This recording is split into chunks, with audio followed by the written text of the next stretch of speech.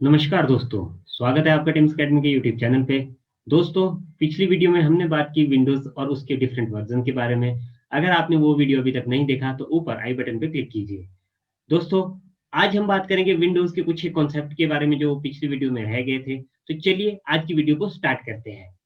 दोस्तों, आपसे एग्ज़ाम में एक बहुत ही इंपॉर्टेंट क्वेश्चन पूछा जाता है बूटिंग के बारे में। तो बूटिंग क्या होती है? बूटिंग होती है हमारी जब भी हम अपने कंप्यूटर को स्टार्ट करते हैं, तो उसे कहते हैं हम बूटिंग कहते हैं। अब हम कंप्यूटर को स्टार्ट कैसे कर सकते हैं? जैसे कि हम अपने पावर बटन को प्रेस करके। तो अगर आप हार्डवेयर के कोई भी बटन को अगर प्रेस करते हो, उसे क्या कहते हैं? बूटिंग कहते हैं। या हम कोई सॉफ्टवेयर कमांड के थ्रू कर सकते हैं। सॉफ्टवेयर कमांड कब यूज़ की जाती है? जैसे कि अगर आपने रीस्टार्ट करना हो अपने कंप्यूटर को, तब आप सॉफ्टवेयर कमांड यूज़ करते हो। तो बूटिंग क्या होता है? या तो आप अगर अपने सिस्टम पे पावर बटन प्रेस करते हो, उससे आपका कंप्यूटर स्टार्ट होता है, नहीं तो वहाँ पे रिस्टार्ट का बटन होता है, अगर आप उसे प्रेस करते हो तो उस तब भी आपकी बूटिंग ही कहलाती है। या तो अगर आपकी विंडोज़ ओपन है, तब आप उसको रीस्टार्ट कर रहे हो, तो उसे भी क्या कहते हैं? बूटिंग कहते हैं। जब आप अपना सिस्टम ऑन करने से लेकर जब तक आपके पास डेस्कटॉप ओपन नहीं हुआ, तब तक के उस प्रोसेस को क्या कहते हैं? हम बूटिंग कहते हैं। 2 टाइप की बूटिंग होती है कंप्यूटर सिस्टम में, एक होती है हमारी कोल्ड बूटिंग और सेकंड होती है हमारी वार्म बूटिंग। तो कोल्ड बूटिंग में क्या होता है, जब हम इनिशियली अपना कोई सिस्टम स्टार्ट करते हैं, जैसे मान लो हमारा आज सिस्टम मैंने आज बंद किया, ठीक है? अब मैं कल सुबह उसे ऑन करूँगा, तो उसको ऑन करने के लिए आपको क्या कहते हैं, पावर बटन प्रेस करना पड़ेगा। तो वो तो हुई आपकी कोल्ड बूटिंग कि अगर आपने अपने सिस्टम को फर्स्ट टाइम ही ऑन किया है, तो उसे कहते हैं हम कोल्ड बूटिंग कहते हैं। वार्म बूटिंग क्या होती है? जब आप अपने सिस्टम पे कुछ काम कर रहे हो, तभी आपका सिस्टम में कोई क्रैश आ जाए या आपका सिस्टम हैंग होने लग जाए, तो अगर आप रिस्टार्ट करने के लिए कंट्रोल ऑल्ट डिलीट की का यूज़ करते हो, तो उसे हम वार्म बूटिंग कहते हैं। अब अगर हम डेस्कटॉप की बात करें, तो यहाँ पे हमें 4 चीज़ें हैं जो हमें इम्पोर्टेंट है, उनके बारे में डिस्कस करते हैं। सबसे पहले करते हैं बात माय कंप्यूटर, यहाँ यहाँ पे कहा गया है जिसे दिस पीसी। अगर हम इस पे डबल क्लिक करते हैं, तो ये ओपन तभी होगा। अब जैसे कि मैंने आपको बताया था कि जीयूआई बेस्ड ऑपरेटिंग सिस्टम है, तो यही कहना होता है जीयूआई का, जिस पे कि हम माउस की हेल्प से हम किसी भी आइकन वगैरह पे क्लिक कर सकते हैं। तब जब भी आपकी दिस पीसी जैसे विंडो 10 में दिस पीसी आता है या किसी में आपका माय कंप्यूटर लिख के आएगा, तो वो इस टाइप की आपकी एक विंडो ओपन होगी, जहाँ पे आपकी हार्ड ड्राइव को आप सारे के सारे एक्सेस कर पाओगे। जैसे कि आपका विंडो सी, ई, एफ, जी, जैसे यहाँ पे जी ड्राइव आपकी यूज़ की है डीवीडीज़ वगैरह के लिए, या आप यहाँ पे अगर आप पेन ड्राइव ऐड करते हो या कोई भी अपना मोबाइल कनेक्ट करते हो, तो यहाँ पे आपके पास सारी की सारी चीज़ें वो आएगी, ठीक है? सेकंड बात करते हैं माय नेटवर्क्स की बात करते हैं। नेटवर्क्स की बात करते हैं, तो यहाँ पे ये बताता है अवेलेबल कौन-कौन से आपके नेटवर्क्स होते हैं। अगर आप यहाँ पे जाओगे तो आपको यहाँ पे दिख रहा होगा कि यहाँ पे 3 यहाँ पे ये चीज़ें दिखा रहा है। पहले तो ब्लूटूथ दिखा रहा है, जो नॉट कनेक्टेड दिखा रहा है क्योंकि क्रॉस आ रहा है उसके ऊपर। इथरनेट, इथरनेट होती है आपकी जो लैन केबल लगती है आपके लैपटॉप या कंप्यूटर के साथ, उसे हम इथरनेट केबल कहते हैं। तो यहाँ पे भी एक क्रॉस दिखा रहा है क्योंकि वो केबल भी इस पे कनेक्टेड नहीं है। यहाँ वाई-फाई दिखा रहा है, इस पे कोई क्रॉस नहीं है क्योंकि ये जो सिस्टम है अभी ये वो वाई-फाई पे हमारा चल रहा है। तो यहाँ पे वाईफ़ाई पे आपको लोग देख पा रहे हो कि वाईफ़ाई से कनेक्टेड है। तो यहाँ पे जो आपको दिखता है, वो दिखते हैं आपको कितने आपके अवेलेबल नेटवर्क्स होते हैं।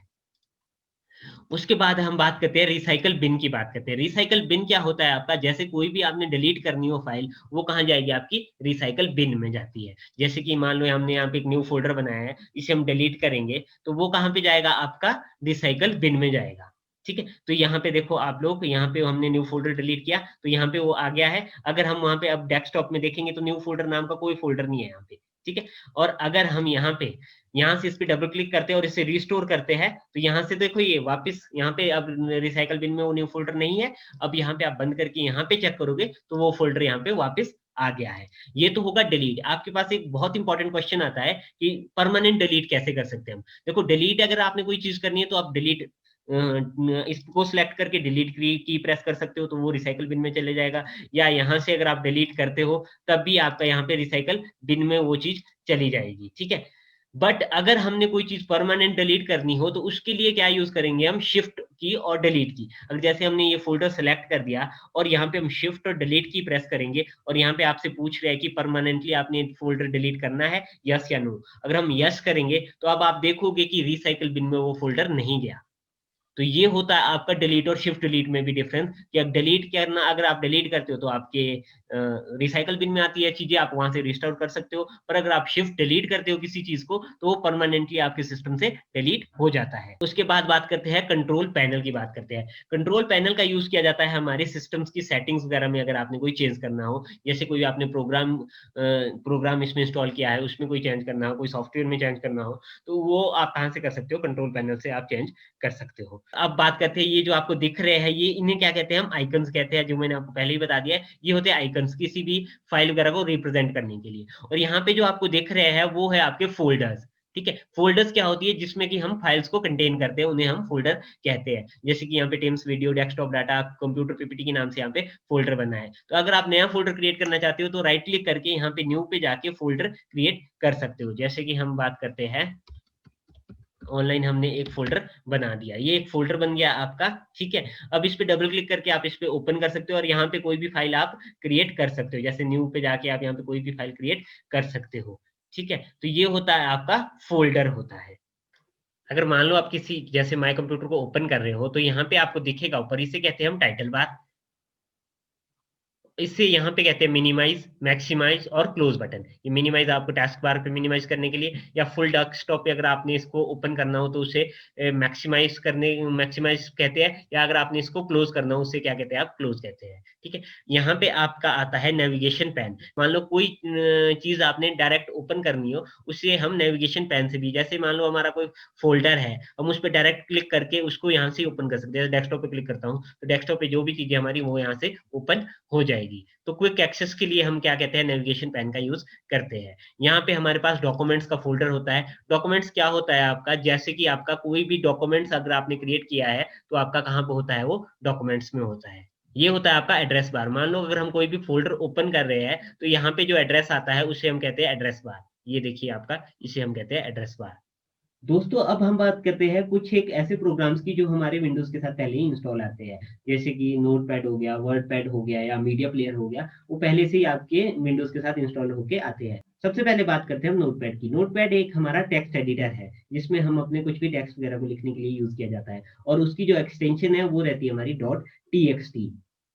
अब नोटपैड को हम ओपन कैसे कर सकते हैं, या तो आप यहाँ पे स्टार्ट पे जाओ, ये विंडो 10 की बात कर रहा हूँ मैं, या तो आप स्टार्ट में जाओ और यहाँ पे नीचे आप आओगे, विंडोज एसेसरीज में आओगे और यहाँ पे आपको नोटपैड मिल जाएगा। तो यहाँ से आप कोई भी फाइल बना सकते हो। जैसे हम यहाँ पे कुछ भी लिख देते हैं, ठीक है, इसको सेव करते हैं, और यहाँ पे सेव के लिए आपके पास ऑप्शन आ गया, डेस्कटॉप पे हम सेव कर देते हैं सैंपल, सैंपल, और उसका एक्सटेंशन देखोगे आप। अब इसको हमने सेव कर दिया, इसको बंद कर दिया।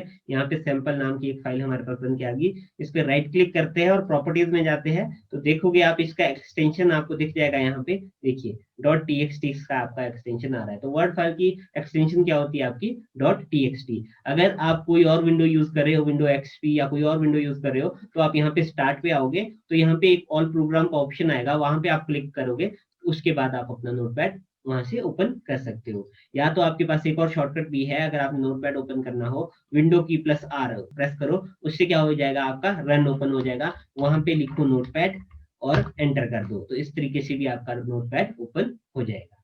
अब बात करते हैं वर्डपैड की। वर्डपैड भी हमारा एक टेक्स्ट एडिटर ही है, जो कि प्री इंस्टॉल्ड आता है, हमारी जब विंडोज इंस्टॉल होती है उसके साथ हमारे सिस्टम में इंस्टॉल होके आता है। अब उसे कैसे ला सकते हैं हम, यहाँ पे स्टार्ट पे जाओ, फिर से आप विंडोज एसेसरीज में जाओगे और यहाँ पे आपको वर्ड पैड मिल जाएगा। तो इस टाइप का आपका वर्ड पैड होता है, जहाँ पे कि आप कुछ भी अपना काम कर सकते हो। ठीक है, ये भी आपका एक टेक्स्ट डॉक्यूमेंट है, यहाँ पे आप टेक्स्ट लिख सकते हो और इसे सेव करोगे जब आप, और कहीं भी मान लो अब हम इसे डेस्कटॉप पे सेव करते हैं, इसको दे देते हैं हम एबीसी। ठीक है, सेव करने से पहले मैं आपको यहाँ पे इसका फॉर्मेट बता देता हूँ। देखो इसका जो फॉर्मेट रहता है वो रहता है आरटीएफ, रिच टेक्स्ट फॉर्मेट। ठीक है, तो अगर हम इसे सेव करेंगे और यहाँ पे आप देखोगे कि यहाँ पे एक की हमारी वर्डपैड की हमारी फाइल बन गई है, इस पे राइट क्लिक करोगे, प्रॉपर्टीज में जाओगे, तो यहाँ पे आपको दिख रहा होगा कि इसका फॉर्मेट क्या है, रिच टेक्स्ट फॉर्मेट है, आरटीएफ इसका, डॉट आरटीएफ इसका फॉर्मेट है। ठीक है, इसको भी हम दो तरीके से ओपन कर सकते हैं, या तो यहाँ पे स्टार्ट में विंडोज एसेसरी में जाके आप ओपन कर सकते हो, नहीं तो स्टार्ट की प्रेस करके आप वर्ड पैड लिख दो तो ठीक है, यहाँ पे आपका वर्ड पैड ओपन हो जाएगा। अगर आपने ऐसे नहीं ओपन करना है तो विंडो की प्लस आर प्रेस करो और वहां पे लिख दो वर्ड पैड और एंटर प्रेस कर दो, तो इस तरीके से भी आपका वर्ड पैड ओपन हो जाएगा। अब बात करते हैं पेंट की। पेंट क्या है? हमारा एक ड्राइंग प्रोग्राम है। अगर आपने उसको ओपन करना है तो यहाँ पे स्टार्ट में जाओगे आप, उसके बाद आओगे आप विंडोज एसेसरीज में और यहाँ पे आपके पास ऑप्शन होगा पेंट का। तो यहाँ पे अगर आप कुछ भी यहाँ पे ड्राइंग करते हो, अगर हम उसे सेव करते हैं कंट्रोल एस की का प्रेस करते हैं और मान लो हम उसे दे देते हैं फाइल का नाम डबल हम उस फाइल का नाम दे देते हैं, तो सेव एज, अगर यहाँ पे आपको बाय डिफॉल्ट क्या आ रहा है, पीएनजी में ये सेव कर रहा है, बट आप यहाँ से कोई यहाँ पे आप अपना एक्सटेंशन चेंज भी कर सकते हो। आप जीपीजी की फाइल सेव करना चाहते हो, या अगर आपने पीएनजी की ये फाइल सेव करनी है, या आपने बिटमैप की फाइल सेव करनी है, तो इस तरीके से आप यहाँ पे अपना ऑप्शन यहाँ से चेंज कर सकते हो और उसके बाद आप उसे सेव कर सकते हो। एमएस पेंट को ओपन करने के लिए आपके पास या तो एक तरीका है, आप स्टार्ट पे जाओ और वहां पे आ जाओ, आप विंडोज एसेसरीज में जाओ और यहाँ पे एमएस पेंट को ओपन कर दो, या दूसरा तरीका है आपका स्टार्ट पे जाओ और यहाँ पे लिखो पेंट, यहाँ पे पेंट लिखने से आपके पास यहाँ पे ओपन हो जाएगा। तीसरा तरीका है आपके पास, पहले आप रन में जाके, रन के लिए आप विंडो की प्लस आर को यूज कर सकते हो। रन जैसे आपके पास ओपन हो जाएगा, उसके बाद यहाँ पे आप लिख सकते हो एमएस पेंट, एंटर कर सकते हो, उसके बाद आपके पास पेंट ओपन हो जाएगा। अब बात करते हैं मीडिया प्लेयर की। तो हमारे विंडोज के साथ एक window media player pre installed होके आता है, ताकि जिससे हम कोई ऑडियो सुन सके या हम अपनी वीडियोस वगैरह को प्ले कर सकते हैं। तो उसको ओपन करने के लिए या तो हमारे पास एक तरीका है, हम स्टार्ट में जाए और फिर से विंडोज एसेसरीज में जाए और यहाँ पे विंडो मीडिया प्लेयर होगा, उसे ओपन कर लिए।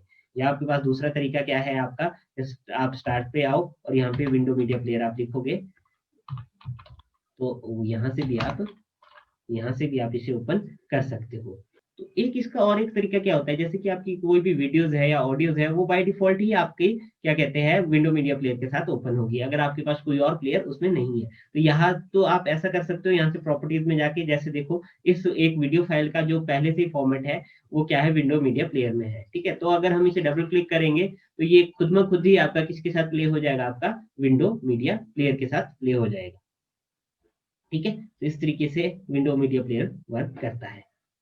दोस्तों, आपको विंडोज के बारे में काफी कुछ पता चल गया होगा। दोस्तों, कैसा लगा आपको हमारा आज का ये वीडियो, हमें कमेंट करके जरूर बताएं। अगर आपको ये वीडियो पसंद आया है तो इसे लाइक कीजिए, शेयर कीजिए, और अगर आपने अभी तक हमारे चैनल को सब्सक्राइब नहीं किया है तो हमारे चैनल को सब्सक्राइब कीजिए, क्योंकि हम आपके लिए ऐसी वीडियोज यहाँ पे लाते रहेंगे। धन्यवाद।